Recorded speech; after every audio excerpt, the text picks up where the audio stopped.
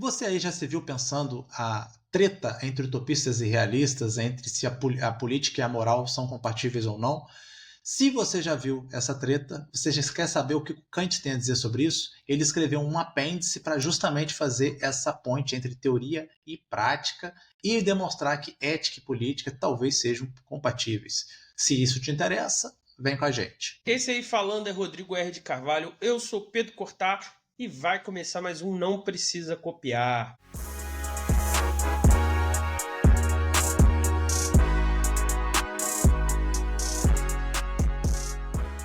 Então chegamos ao fechamento teórico da paz perpétua. Depois dos artigos e dos suplementos, o Kant trouxe os apêndices como um encerramento aí, concluindo tudo que ficou em aberto. E a grande questão desses apêndices, diferente dos artigos, que são uma proposta que levaria à paz perpétua, e os suplementos, que são as garantias que fariam que essa paz perpétua pudesse ser implementada, ele vem discutir as questões da política real. Como eu vou conciliar a política real cheia de interesses com a moral? Será que isso é possível? Será que isso é necessário? São questões aí de filosofia política que o Kant vai tentar mais ou menos responder. Quando eu começo a minha aula de filosofia política lá na escola, Pedro, eu sempre falo sobre a primeira grande batalha, que é a dos utopistas contra os realistas, né? Que aí eu começo ali em Platão, Sócrates, Platão, e vou até Maquiavel, que seria aí o primeiro realista. E aí depois eu entro nos contratualistas. Então o objetivo do apêndice é de alguma maneira tentar superar essa dicotomia entre utopia e realidade, como o Pedro acabou de falar. Então é como que eu faço a ponte entre teoria e prática, como que eu mostro para esses governantes que olham para a ética, olham para o direito e falam isso aí não tem como condição de você executar, isso aí é ingenuidade, isso aí é utopia só. Eu preciso lidar com o que é real, o que é concreto, o que é o prudente do ponto de vista político. Então é muito na concepção. Eu estava estudando para o concurso, aí eu li lá a frase magnífica, né?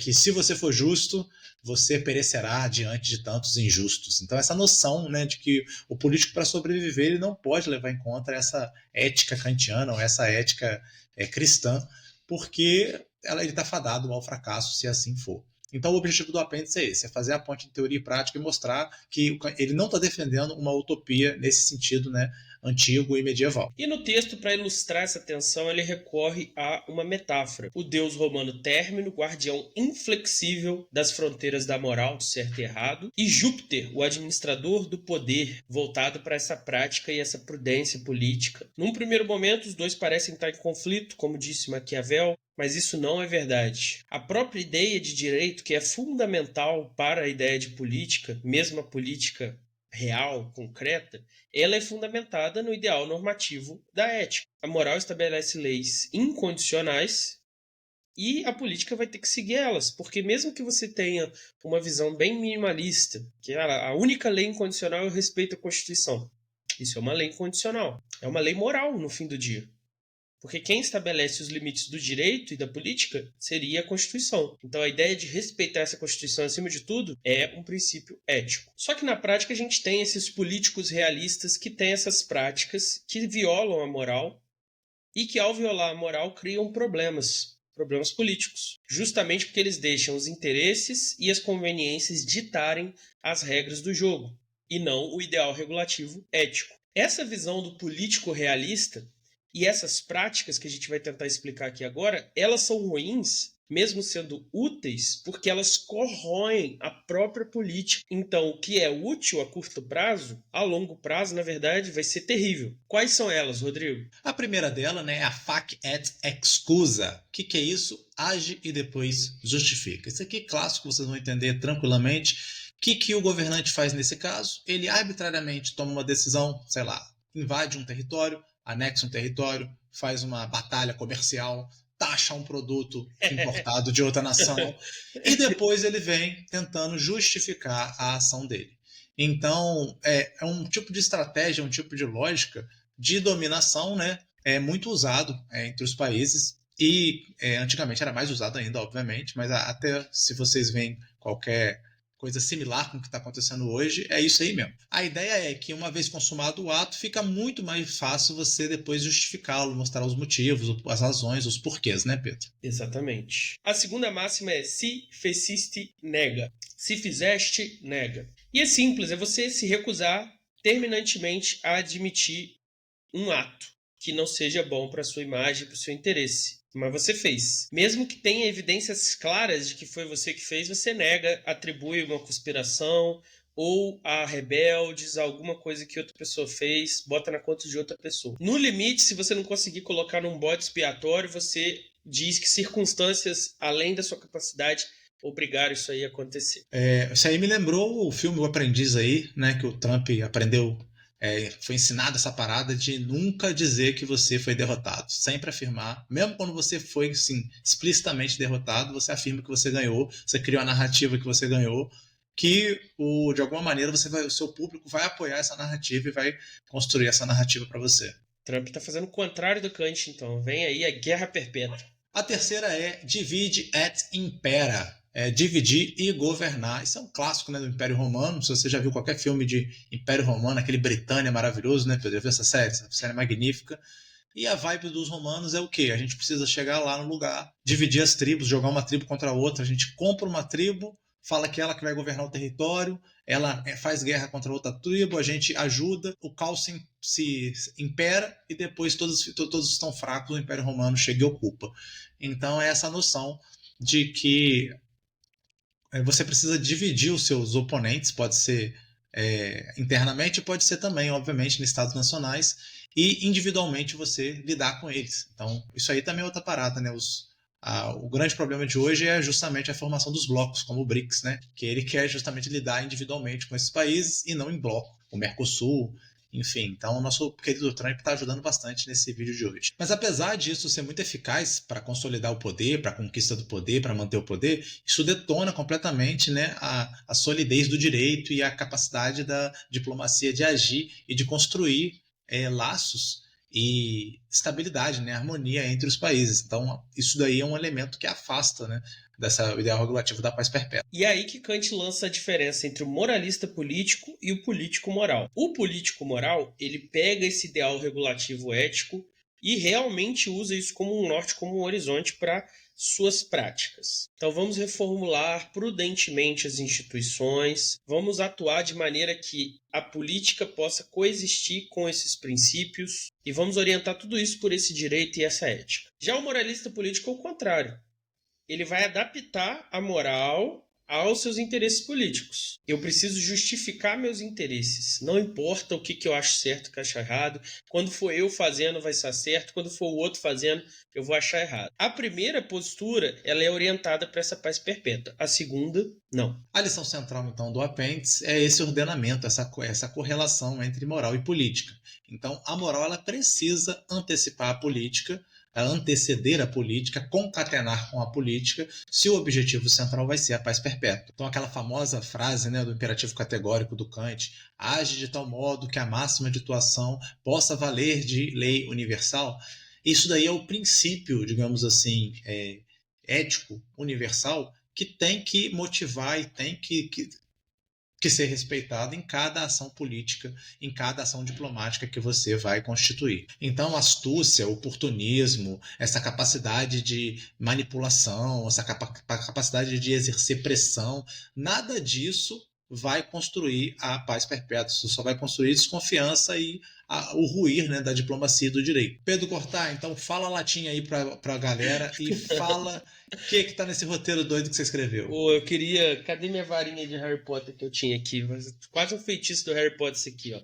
Fiat justitia pereat mundus. Faça-se a justiça, ainda que o mundo pereça. Aqui é o princípio do Balian, né? Do Cruzados, né, Rodrigo? É exatamente, que o Gustavo tanto gosta. Então não é uma imprudência, não é isso que o Kant está defendendo, mas é não colocar o utilitarismo acima do que é certo. Mesmo porque o utilitarismo, normalmente na política, é curto prazo. E aí você vai sacrificar o que é perene pelo que é curto prazo. Então qual é o ponto do Kant aqui? É que não há essa contradição entre ética e política que as pessoas colocam. Essa contradição ela é fruto, na verdade, do egoísmo e das disputas de poder, dos interesses egoístas do ser humano. Se os seres humanos, racionais como são, colocar de lado esses interesses e esse egoísmo, eles vão perceber que a ética e a política elas são complementares. Bom, se você foi convencido que a política deve se submeter à moral, agora a questão é como é que a gente vai executar isso? E é simples para o Kant, o que a gente vai usar nesse segundo apêndice é um princípio que vai regular tanto a moral quanto a política. E a ideia do Kant é você ter um direito público fundamentado pelo princípio da publicidade, que é o que vai ligar esses dois lados. A gente pode formular o princípio da seguinte maneira: toda ação relacionada ao direito dos outros, cuja máxima é incompatível com a publicidade, é injusta. Máxima é você criar uma regra. Então, por exemplo, acorde 5 horas da manhã, tome banho frio. Isso é uma máxima. Assim como o imperativo categórico do Kant: trate as pessoas como pessoas e não como objetos. Também é uma máxima. E aí aqui o Kant coloca isso. A sua máxima, para ela ser justa na política, ela tem que ser pública. A ideia aqui é que na política tem muitas coisas que são secretas, ocultas. E essas coisas, por princípio, são erradas. Para a política ser orientada para a moral e ser um caminho, um conduíte para a paz perpétua, ela tem que ser pública. Tudo que eu vou fazer tem que ser público.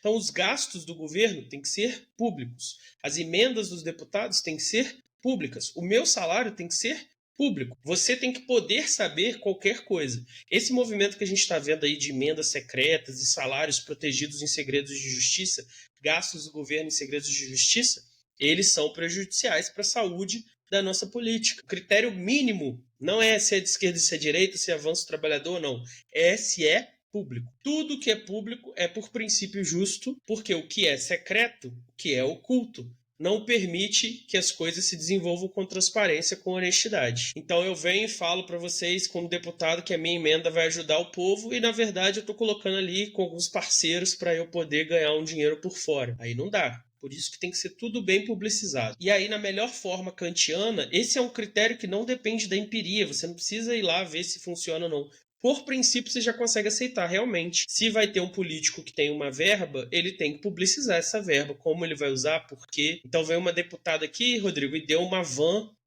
para a Secretaria de Cultura de Além Paraíba. Aí ela vai lá publicizar, ó, vai ter a van, o dinheiro é esse, aí depois o secretário de Cultura vai fazer o edital, vai comprar a van e vai publicar. Ó, foram feitas essas propostas, a gente escolheu essa van por causa do preço disso, e pronto. Quem não gostar, contesta na justiça, porque as regras estão todas escritas. Esse é um outro exemplo de publicidade. A regra tem que estar escrita antes de você implementar. Uma coisa que me mata em escola, Rodrigo, é quando a regra só existe na cabeça do diretor e do professor. O menino faz a coisa e fala, não, isso não pode. Mas cadê a regra? Tem que ter a regra escrita. A gente já está no século XXI. Vocês estão aplicando regras que só existem no seu coração, não faz sentido. Toda regra, mesmo que seja um princípio constitucional, assim, ó, não violência, alguma coisa assim, tem que ser explicitada para o aluno, mesmo porque ele é um adolescente, na cabeça dele ele pode tudo. Então tem que ser tudo explicitado para você poder falar, é proibido isso, não pode isso aqui. Porque se for igual muitos professores fazem, não gostei disso que você fez. Não, você tem que deixar isso explícito, público. E é por isso também, né, Pedro, que, em geral, quando você tem a Constituição de um país, as pessoas têm essa noção, né, que a pessoa é livre para tudo. Não, nenhuma Constituição de um país permite que você dê um golpe de Estado e derrube a Constituição. E, inclusive, isso está, né, tá complicado esse tema hoje em dia, porque as pessoas acham que ela tem liberdade de falar contra a ordem de um país, a ordem institucional de um país, a ordem de organização de um país, e o país não pode reagir a isso, não pode se contrapor. Seria quase como eu disser que o Estado não tem o direito de se defender. Então, a ordem democrática, por exemplo, ela tem que ter o direito e as ferramentas para se defender. Então, nenhuma ordem, não só a democrática, mas a monárquica também, tinha o direito de se defender. Então, se você tentava derrubar a monarquia reagia à tentativa de derrubar. A democracia é a mesma coisa. Então, numa ordem institucional, você tem que ter não só tudo isso claro, né, Pedro? Mas você tem essas balizas que impedem que outra pessoa use ferramentas para destruir o próprio modelo, o próprio regime. Porque se você tiver uma democracia que uma das cláusulas dela pública é você tem que concordar com o resultado da eleição, mas se você não gostar, você pode pegar em armas e tomar o poder. Não vai ter democracia, acabou a democracia. Já era. Então, por isso que o direito ao golpe, ele não é um direito... Ele não pode ser publicizado, ele tem que ser feito secretamente para na hora H você vai lá e tenta. A gente está criticando o Jones Manuel também, né, Rodrigo, com a Revolução Brasileira. Você que é um comunista, defenda aí o Jones Manuel. Então, eu sou um socialista não marxista por enquanto, mas não sei até onde eu vou nessa brincadeira. Mas eu acho que não, sabe por quê? Todo lugar que o Jones vai, ele pede voto. Ele quer ser candidato à presidência da República. Então ele está aceitando a ordem institucional. Você não viu, eu não vi ainda ele conclamando as pessoas a pegar em armas e derrubar o governo.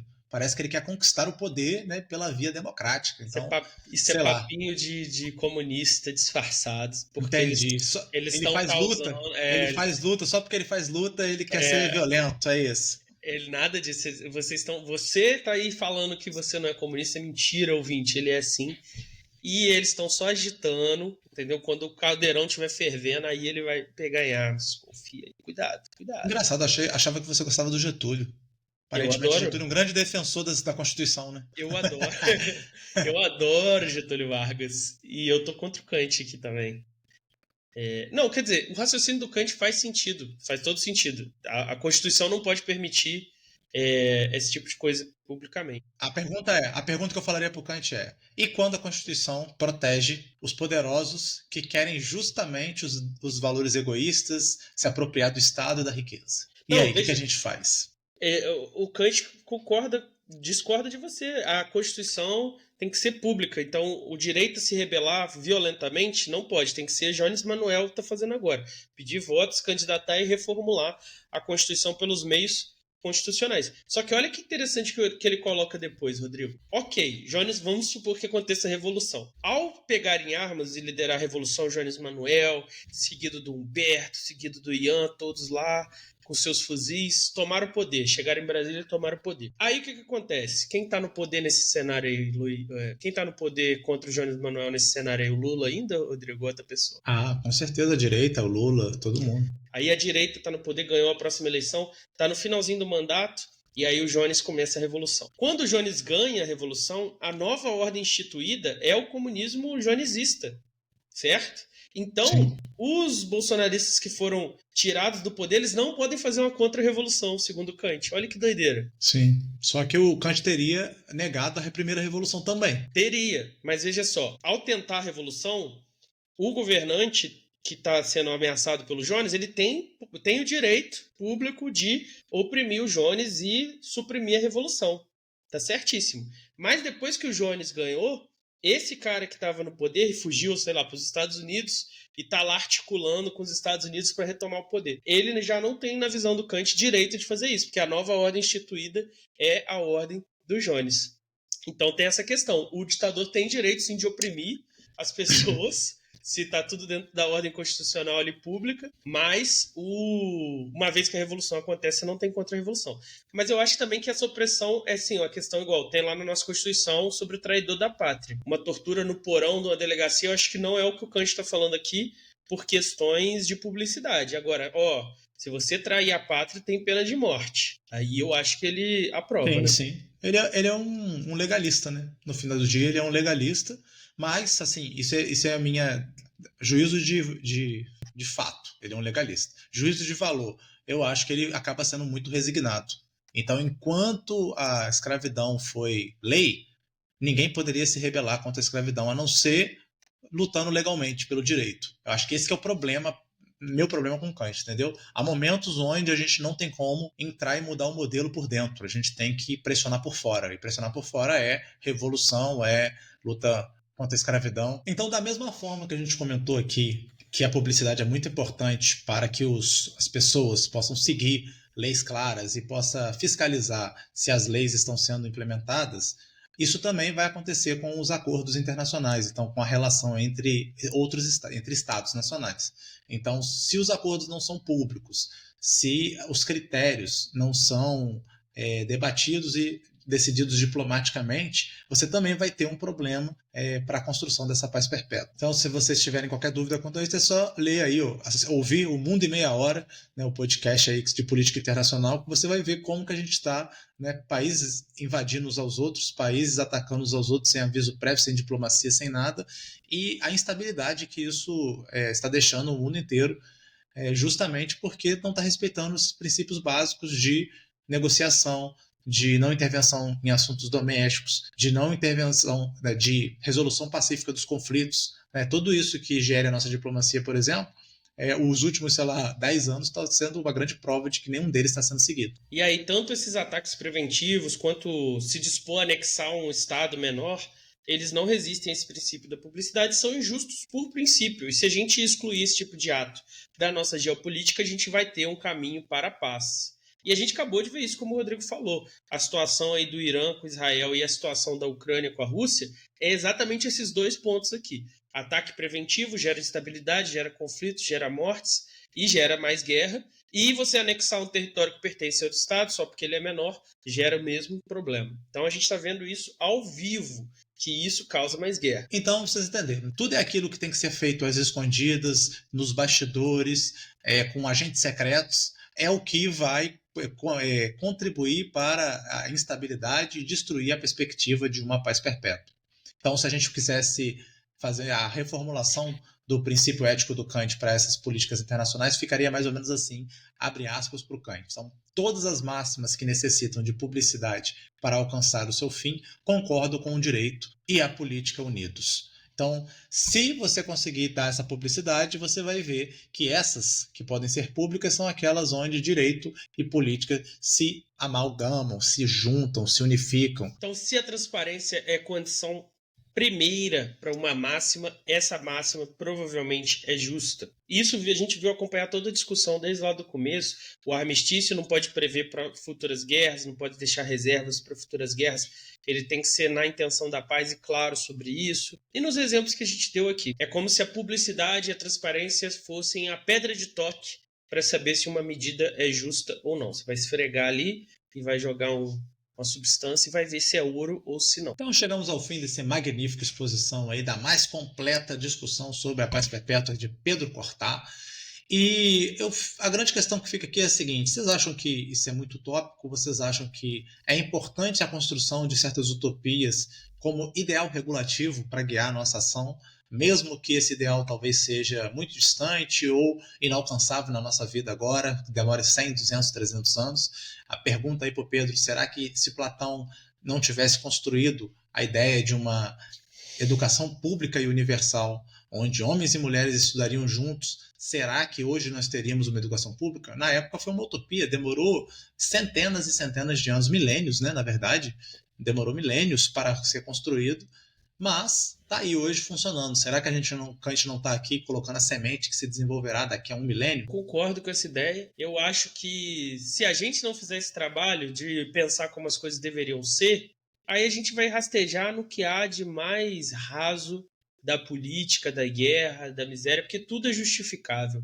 A verdade é essa. Goste ou não, tudo é justificável. A questão é, se a gente não criar uma cultura com esses princípios, a gente não tem como confrontar esses que a gente está chamando de erros, mas que nessa visão absolutamente pragmática nem pode ser considerado erro. Porque se tudo que a gente tem é o concreto como ele é, aí você não pode, você tem que voltar lá no Maquiavel.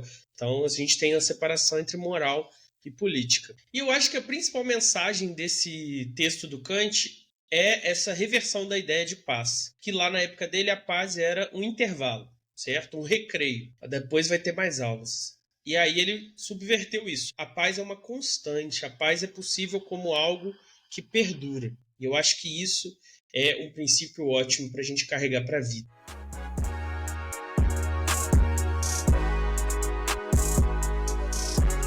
E você aí de casa, você acredita que a paz perpétua é um horizonte de possibilidade na história humana, pelo menos? Ou ela é uma utopia e vai ter guerra mesmo e o negócio é fazer guerra e ganhar? Se você gostou, curte aí, ajuda a gente a chegar em mais pessoas. Se você detestou, faz um comentário falando mal do Pedro, porque o roteiro é dele.